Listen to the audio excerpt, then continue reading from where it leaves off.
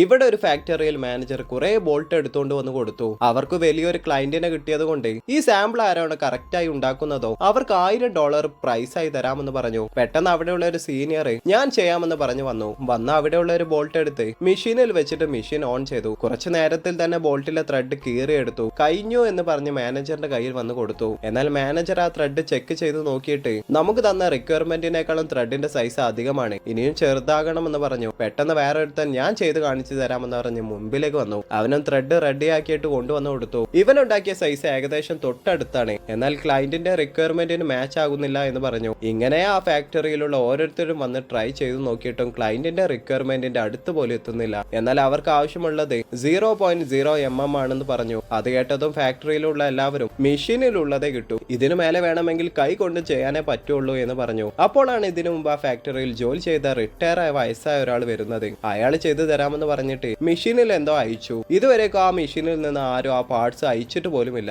നോക്കിയാൽ നല്ല പ്രായമായത് കൊണ്ട് തന്നെ കൈ വിറക്കുന്നുണ്ട്. മെഷീനിൽ നിന്ന് അയച്ച പാർട്സ് വരെക്കും കയ്യിൽ പിടിക്കാൻ പറ്റാതെ നിലത്ത് വീണു. ഇങ്ങനെയാണെങ്കിൽ ഇയാൾ എങ്ങനെ ജോലി ചെയ്ത് തീർക്കുമെന്ന ദേഷ്യത്തിലാണ് എല്ലാവരും. അപ്പോഴാണ് ഈ ക്യാഷ് കിട്ടിയാൽ വൈഫിന്റെ ട്രീറ്റ്മെന്റിന് ഹെൽപ്പ് ആവുമെന്ന് ചിന്തിച്ചത്. പെട്ടെന്ന് നിലത്ത് വീണ പാട്ട് എടുത്ത് ആദ്യം തന്നെ അത് ഷാർപ്പാക്കി. അതിനുശേഷം അത് മെഷീനിൽ കട്ട് ചെയ്തിട്ട് ആ ബോൾട്ട് കാർവ് ചെയ്ത് ഇപ്പൊ അയാളുടെ കൈ വിറക്കുന്നത് പോലുമില്ല.